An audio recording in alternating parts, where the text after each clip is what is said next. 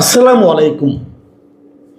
প্রিয় দর্শক, আপনাদের নিশ্চয়ই মনে আছে 2024 সালের জুলাই মাসে, পুরো জুলাই মাস এবং অগাস্টের প্রথম সপ্তাহের কয়েকদিন যে আন্দোলনটা চলেছিল দেশে, তৎকালীন যে শেখ হাসিনা সরকার ছিল তার বিরুদ্ধে যে আন্দোলনটা ছিল, সে আন্দোলনের মূল থিমটা কী ছিল, মূল ভাবটা কী ছিল, আন্দোলনের একেবারে শুরু থেকে আন্দোলনটা কী নিয়ে হয়েছিল। অনেকে বলবেন যে কোটা বিরোধী আন্দোলন ছিল, মানে সমাজে যে একটা কোটা ছিল সেই কোটার বিরুদ্ধে আন্দোলন ছিল, সমাজে যে একটা বৈষম্য ছিল সেই বৈষম্যের বিরুদ্ধে আন্দোলন ছিল। আচ্ছা, বৈষম্যটা কোথায় ছিল বলেন তো? মনে আছে আপনাদের? আমি মনে করিয়ে দিচ্ছি। বৈষম্যটা মূলত ছিল যে ওই সময়ে মুক্তিযুদ্ধ কোটা নামে একটা কোটা ছিল। বিষয়টা এরকম যে মুক্তিযুদ্ধ যারা করেছে 71 সালে, সেই মুক্তিযোদ্ধাদের সন্তানদের জন্য একটা কোটা ছিল, মুক্তিযোদ্ধাদের জন্য একটা কোটা ছিল, মুক্তিযুদ্ধের সন্তানের সন্তান যারা তাদের জন্য কোটা ছিল।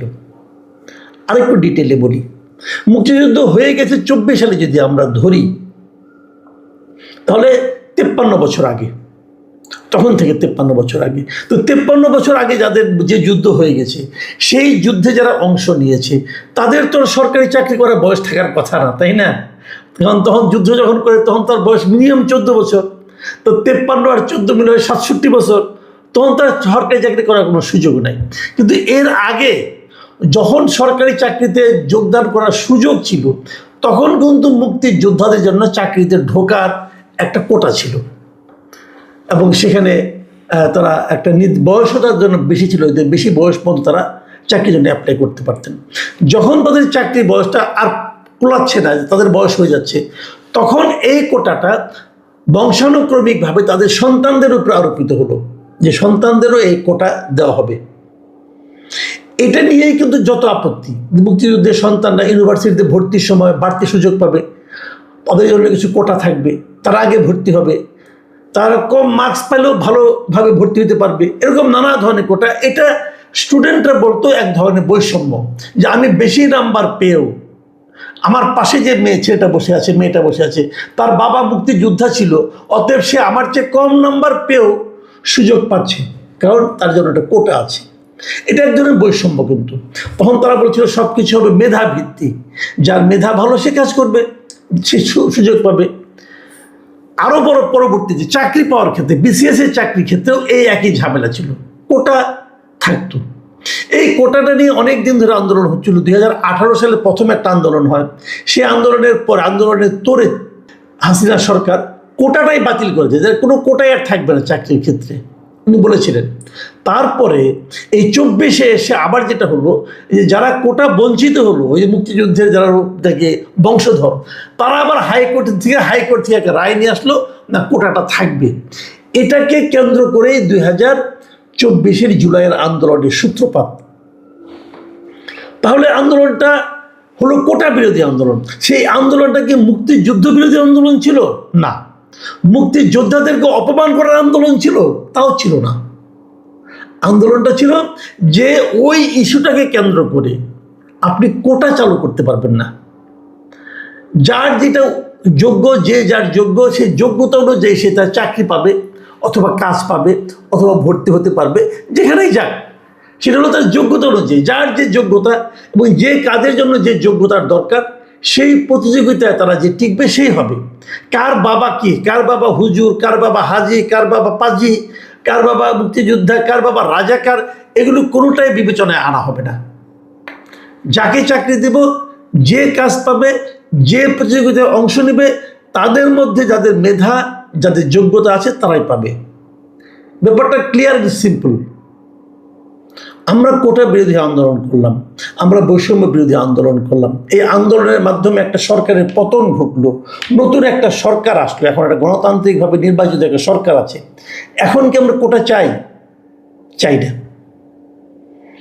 এখানে কিন্তু আগে যেমন কোটা বিরোধী আন্দোলন মানে মুক্তিযুদ্ধ বিরোধী আন্দোলন নয়, কোটার প্রতিবাদ করা মানে মুক্তিযোদ্ধাদেরকে অপমান করা নয়। এখনও তেমনি একই কথা আমি বলতে চাই। এখন আবার কোটা দেওয়া শুরু হয়েছে। দেখুন আজকে আমি কথাগুলি এত যে ভূমিকাগুলি দিলাম কেন, সেটা আপনারা একটু ব্যাখ্যাটা বোঝার চেষ্টা করেন। আজকে আমরা কি দেখলাম, আজকে একটা অনুষ্ঠান হয়েছে, বাংলাদেশ পর্যটন কমিশন, তারা একটা পর্যটন কর্পোরেশন, তারা একটা অনুষ্ঠানের আয়োজন করেছে। সেটা কি জুলাই গণ অভ্যুত্থান দিবস উপলক্ষে জুলাই শহীদ পরিবার ও জুলাই যোদ্ধাদের সম্মাননা প্রদান এবং আলোচনা অনুষ্ঠান হয়েছে। সেখানে আমাদের বেসামরিক বিমান পরিবহন ও পর্যটন মন্ত্রী আফরোজা খানম গিয়েছিলেন এবং সেই সঙ্গে এর যে প্রতিমন্ত্রী মিস্টার মিল্লাত সাহেব তিনিও গিয়েছিলেন, এম রশিদুজ্জামান মিল্লাত, তারা দুজনই সেখানে উপস্থিত ছিলেন। সেখানে উপস্থিত থেকে তারা দুটো ঘোষণা দিয়েছেন। ঘোষণা দুটো কি, জুলাই যোদ্ধা ও শহীদ পরিবারের জন্য বিমান ভাড়ায় 50% ছাড় দেওয়া হবে। মানে যারা জুলাই যোদ্ধা ছিলেন এবং জুলাইয়ের আন্দোলনে যারা মারা গেছেন, সেই মৃত ব্যক্তি, সেই শহীদের পরিবারের যারা সদস্য, এরা সবাই বিমান ভাড়ায় 50% ছাড় পাবেন। এটা দেশেও পাবেন, বিদেশেও পাবেন। মানে যদি বাংলাদেশ বিমানে তারা চলাচল করেন, দেশে যান অথবা বিদেশে যান, তাহলে 50% তাদেরকে ছাড় দেওয়া হবে। কেবল তাই না, যে 36শে জুলাই বলে ওইটাকে মাথায় রেখে পর্যটন কর্পোরেশনের মালিকানায় যত হোটেল আছে, ওনারা যদি সে সমস্ত হোটেলে কখনো যান, আজীবন তারা সেখানে 36% কমিশন পাবেন। এই দুটো কথা তারা ঘোষণা দিয়ে আসছে। আমার কাছে মনে হলো এটা তো জুলাই আন্দোলনের যে মূল চেতনা, সেই চেতনার সঙ্গে তো গাদ্দারি করা হলো। এটা আপনারা যে কাজটা করলেন সেটা হলো যে জুলাই শহীদদেরকে দিচ্ছি, জুলাই যোদ্ধাদের দিচ্ছি, এটা নিয়ে তো কেউ কোনো প্রতিবাদ করবে না, অতএব আমরা এটা দিলাম, আমরা মহান হলাম, আমরা দেখালাম আমরা অনেক কিছু করলাম। আমি মিল্লাত সাহেবকে জিজ্ঞাসা করতে চাই, আমি আফরোজা খানমকে জিজ্ঞাসা করতে চাই, এটা করার একটু আপনাকে কে দিল? এই যে আপনি 50% ছাড় দিলেন, আপনার টাকা। এই যে আপনি 36% কমিশন দিবেন, এটা আপনার টাকা, এটা জনগণের টাকা। জনগণের টাকা ছাড় দেওয়ার আপনার এখতিয়ার কে দিল? এবং তারও যে বড় কথা, আপনি এখানে দিবেন কেন? এটা দেওয়ার মাধ্যমে আপনি আবার সেই কোটা ব্যবস্থা চালু করলেন। যদি মুক্তিযোদ্ধাদের জন্য, মুক্তিযোদ্ধাদের পরিবারের জন্য কোটা দেওয়াটা অনিয়ম হয়ে থাকে, ভুল হয়ে থাকে, প্রতিবাদযোগ্য হয়ে থাকে, তাহলে এখানে কোটা দেওয়াটা কোন বিবেচনায় গ্রহণযোগ্য? আপনারা আমাকে বোঝান ভাই। আমি জুলাই যোদ্ধাদেরকে কিন্তু অবমূল্যায়ন করছি না। জুলাই যোদ্ধা হিসাবে, জুলাইয়ের শহীদ হিসাবে যার যা প্রাপ্য আপনারা দেন, কোনো আপত্তি নাই। কিন্তু কোটা কেন? আপনি দেন, সম্মান দেন তাদেরকে। যা যা যে দেশের স্বাধীনতা সংগ্রামে, দেখেন মিল্লাত সাহেব একটা ভয়ঙ্কর কথা বলছেন কিন্তু সেখানে। উনি বলতেছেন যে ইদানিং 1971 সালের মুক্তিযোদ্ধাদের সঙ্গে 2024 সালের জুলাই যোদ্ধাদের তুলনা করা হচ্ছে, যা কোনোভাবেই যৌক্তিক নয়। খুব ভালো কথা, আমি আপনার কথা মানতে রাজি আছি। তারপর উনি কি বললেন, 1971 সালের যোদ্ধারা দেশ স্বাধীন করেছেন, আর 2024 সালের যোদ্ধারা দেশের সার্বভৌমত্ব রক্ষা করেছেন। এটা কিভাবে সম্ভব? সার্বভৌমত্ব তো আমাদের দেশে সবাই রক্ষা করতেছে। জুলাই যোদ্ধারা বলতে পারেন যে একটা স্বৈরাচারী সরকারের পতন ঘটিয়েছে, সার্বভৌমত্ব কেমন তারা রক্ষা করলো ভাই? সার্বভৌমত্ব রক্ষা করার জন্য পুলিশ আছে, বিডিআর আছে, আর্মি আছে, দেশের জনগণ আছে, ওনারা কিভাবে সার্বভৌমত্ব রক্ষা করলো? এটা বোঝান আপনি আমাকে। হয়তো আপনি বলতে চাচ্ছেন যে এই সরকার, আওয়ামী লীগ সরকার, ভারত সরকারের তাবেদারে পরিণত হয়ে আমাদের সার্বভৌমত্ব খুইয়েছিল।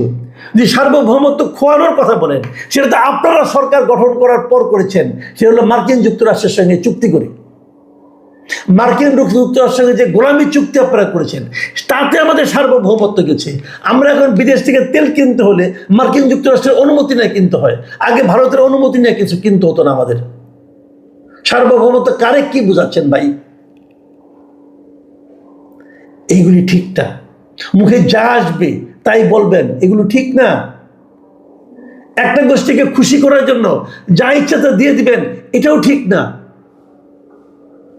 এদেশের সংবিধানে বলা হয়েছে এদেশের প্রত্যেকটা নাগরিক প্রত্যেকটা ক্ষেত্রে সমান অধিকার পাবে। যেখানে অধিকারের ক্ষেত্রে আপনি কম বেশি করবেন, সেখানেই কিন্তু আপনি বৈষম্য তৈরি করলেন। এই আন্দোলন ছিল বৈষম্য বিরোধী আন্দোলন। বৈষম্যের বিরুদ্ধে আন্দোলন করতে হবে কেন? বৈষম্য থাকবে না, এটাই নিয়ম। আপনারা নিয়ম লঙ্ঘন করছেন। আপনারা মন্ত্রী থাকার যোগ্য না, কারণ মন্ত্রী হয়ে আপনার নিয়ম লঙ্ঘন করছেন, আপনি সংবিধান লঙ্ঘন করছেন। আপনি কোন বিবেচনায় একটা বিশেষ গোষ্ঠীকে, কিছু লোককে বিশেষ সুবিধা দেবেন? এখন এটা বললে আপনি বলবেন যে আমি জুলাইদের অবমাননা করছি। নো। তাহলে আপনাকে মুক্তিযোদ্ধাদের পরিবার যারা ছিল, যারা শহীদ পরিবার ছিল, মুক্তিযোদ্ধা যারা শহীদ হয়েছিল, তাদের পরিবারকেও দিবেন এটা? যে কথাটা নাকি বলছেন মিল্লা সাহেব, এই দুটাকে এক করা যাবে না, তা আপনারা তো এক করতেছেন না। আপনারা তো মুক্তিযুদ্ধের যে জুলাই যোদ্ধাকে উপরে উঠাচ্ছেন। আপনি তো এখানেও বৈষম্য করছেন, আপনি তো এখানেও বৈষম্য করছেন ভাই। আপনি মুক্তিযোদ্ধাদের চেয়ে জুলাই যোদ্ধাদের উপরে উঠাই দিচ্ছেন, কিভাবে সম্ভব? মুক্তিযুদ্ধের সঙ্গে তুলনীয় ঘটনা এই দেশে একটাও ঘটে নাই। মুক্তিযুদ্ধে আপনার দলের যারা যিনি প্রতিষ্ঠাতা, তিনি মুক্তিযুদ্ধে নাও, আপনি জুলাই যুদ্ধে নাও। খুবই হতাশাব্যঞ্জক। এবং আমি মনে করি এই লোকগুলোর মাথার মধ্যে কিছু আছে কিনা আমার সন্দেহ আছে, এবং তারা একটা বিতর্ক তৈরি করতেছে, নতুন করে একটা বিতর্কের জন্ম দিচ্ছেন এরা। এই লোকগুলো জাস্ট একটা পরিবেশে গিয়েছেন, ওখানে যে তাদেরকে তাৎক্ষণিকভাবে খুশি করার জন্য যা ইচ্ছা তা বলে দিয়ে আসছেন। আবার আপনারা বৈষম্যের জন্ম দিচ্ছেন। এই দেখেন, আমি নিজে মনে করি আমি কোনো কোটায় বিশ্বাস করি না। আমি মনে করি কোটা কিসের? যে যে ক্ষেত্রে যাবে সেই ক্ষেত্রে যে যোগ্যতম ব্যক্তি সেই সুযোগটা পাবে, কারণ অযোগ্যদের হাতে দায়িত্ব দেওয়ার কারণে দেশে আজকে এই অবস্থা। যোগ্যতম ব্যক্তি কাজ পাবে, যোগ্যতম ব্যক্তি যোগ্যতম চাকরিটা করবে। যে অযোগ্য তাকে আমরা অন্যভাবে, আপনি যদি আত্মীয় হয়, ভালোবাসা থাকে, তাকে আপনি অন্যভাবে আপ্যায়ন করেন, কোনো সমস্যা নাই। কিন্তু এই সমস্ত ক্ষেত্রে এই যে আপনি 50% বিমানে কোটা দিচ্ছেন, বিমানে যে লসটা হবে, লসটা আপনি পুষাই দেবেন? এমনি তো লুটপাট হচ্ছে বিমানে, সেই লুটপাটের ভাগ নিশ্চয়ই আপনারাও পাচ্ছেন। আপনারা কি পাচ্ছেন না পাচ্ছেন সেই খবর আমরা প্রকাশ করবো ইনশাল্লাহ।